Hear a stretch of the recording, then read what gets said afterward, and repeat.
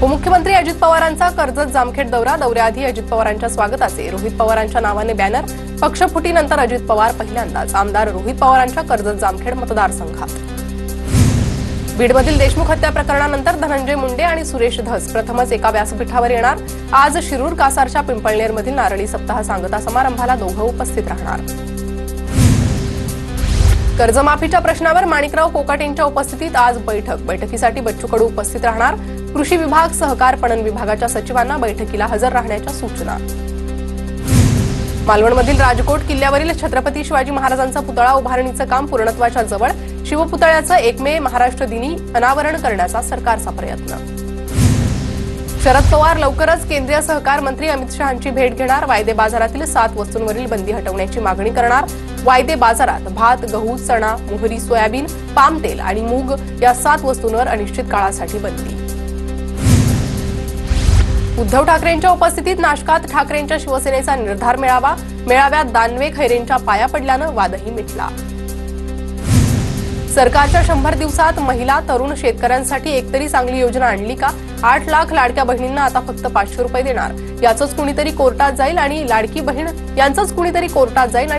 योजनाच बंद करतील। आदित्य ठाकरेंचा फडणवीस सरकारवर निशाणा।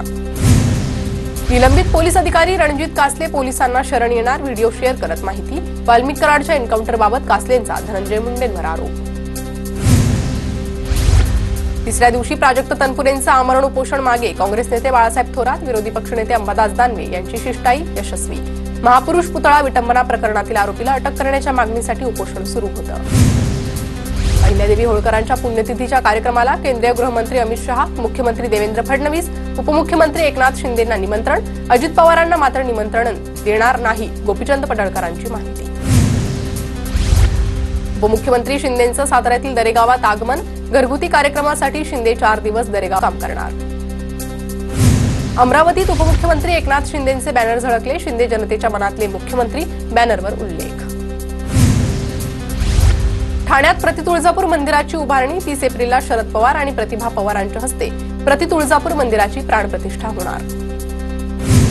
अहिल्यानगरमधील श्रीगोंद्यात संत शेख मोहम्मद महाराज मंदिर जीर्णोद्धारावरून वाद पेटण्याची शक्यता। संजीवन समाधीस्थळी मंदिर उभारावं कमिटीसह ग्रामस्थांची मागणी, तर जीर्णोद्धाराला शेख मोहम्मद महाराजांचे वंशज अमीन शेख यांचा विरोध। जळगावच्या साळवा गावातील विनापरवानगी बसवलेला शिवरायांचा पुतळा काढला। शिवरायांच्या पुतळ्याचं पूजन करून पुतळा काढण्यात आला। शिक्षक भरती घोटाळ्यात भंडाऱ्याच्या नवप्रभात संस्थेचंही नाव। नवप्रभात संस्थेनं शिक्षक भरती घोटाळ्याचा आरोप फेटाळला। शिक्षक भरती घोटाळ्याचं भंडारा कनेक्शन असल्याचा संशय।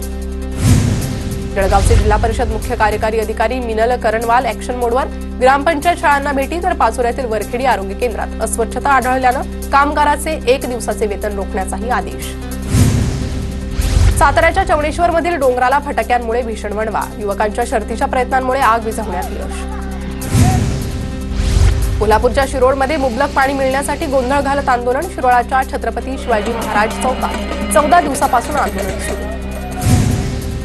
नांदेड जिल्ह्यातील शक्तीपीठ महामार्गाला तीव्र विरोध। जमिनीचं सीमांकन करण्यासाठी अधिकारी येणार असल्याची माहिती मिळताच शेतकऱ्याचा गळफास घेण्याचा प्रयत्न। पुण्यात बालमृत्यूंची वाढ। 11 महिन्यात 517 बालकं दगावली। पुणे महानगरपालिकेच्या आरोग्य विभागाकडून आकडेवारी जाहीर। पुण्याच्या इंदापुरात गुटखा तंबाखूचा अवैध साठा नष्ट। न्यायालयाच्या परवानगीनं 45,41,000चा मुद्देमाल नष्ट। नाशिकच्या इगतपुरीतील आवळखेड ग्रामपंचायत हद्दीत पाणी टंचाई। शालेय विद्यार्थिनी, महिला आणि चिमुकल्यांची दऱ्याखोऱ्यातून पायवाटेनं पाण्यासाठी कसरत। सातारा जिल्ह्याच्या पूर्व भागामध्ये पाणी टंचाई। कोरेगाव, माण, खटाव, वाई तालुक्यात टँकरने पाणी पुरवठा सुरू।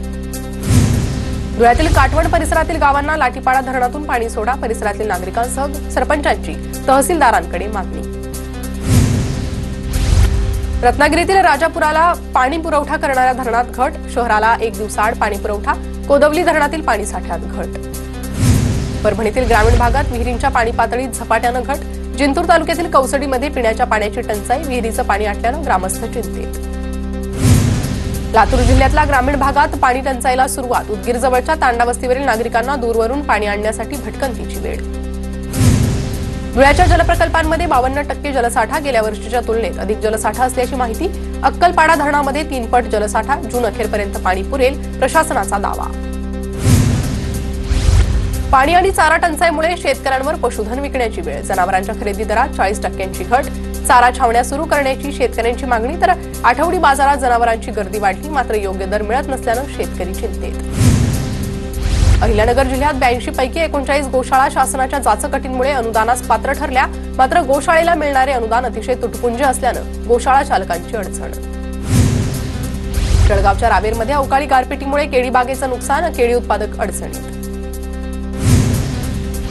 जालन्यात वादळी वाऱ्यामुळे पिकांचं नुकसान, 15 दिवस उलटूनही नुकसानीचे पंचनामे नाही, शेतकरी वर्गातून नाराजी. द्राक्षांच्या मागणीत घट झाल्यानं द्राक्षांच्या बाजारभावात 70% घसरण. द्राक्षांचे बाजारभाव किलोला 10 ते 15 रुपयापर्यंत कोसळले. उत्पादन खर्च निघणं मुश्किल झालं. पीक कर्ज भरावं कसं? द्राक्ष उत्पादक शेतकऱ्यांचा सरकारला सवाल. उष्मलाटेच्या पार्श्वभूमीवर सर्व यंत्रणांनी सज्ज राहावं. धुळ्याचे जिल्हाधिकारी जितेंद्र पापळकर यांच्या प्रशासनाला सूचना. धुळे शहरालगत असलेल्या धुळे हरणमाळ रस्त्याची दुरवस्था, रस्ता दुरुस्तीची गावकऱ्यांची मागणी. धुळ्याच्या खासगी कृषी उत्पन्न बाजार समितीत उन्हाळी कांद्याची दररोज 4 ते 5 हजार क्विंटल आवक. कांद्याला अवघा 200 रुपये ते 1000 रुपये क्विंटल दर. बदलापूरचं रेशनिंग ऑफिस मुरबाडला स्थलांतरित होणार. शासनाचं एक विधानसभा एक शिधा वाटप कार्यालय धोरण. शिवसेनेचा मात्र स्थलांतराला विरोध, आंदोलनाचा इशारा. वर्ध्यात निविदांमध्ये जाचकटी आणि शर्ती टाकून लहान कंत्राटदारांवर अन्याय होत असल्याचा जिल्हा कंत्राटदार कल्याण समितीचा आरोप. समस्यांचं निराकरण न केल्यास आंदोलन करण्याचा इशारा. इचलकरंजीमधील पंचगंगा नदी प्रदूषणमुक्त करा, मनसेचं पालिका अतिरिक्त उपायुक्त सुषमा शिंदेंना निवेदन. लातूरच्या 23 पोलीस ठाण्यातील पडून असलेल्या 838 मोटारसायकलींचा लिलाव प्रक्रियेमधून 17,37,000 रुपये प्राप्त. परभणी शहरातील डॉक्टर लेन परिसरात नाल्यावर स्लॅब नसल्यानं दुचाकीवर जात असलेले दाम्पत्य दुचाकीसह नाल्यात पडले. घटनास्थळी नागरिक उपस्थित असल्यानं दोघांनाही सुखरूप नाल्याबाहेर काढलं.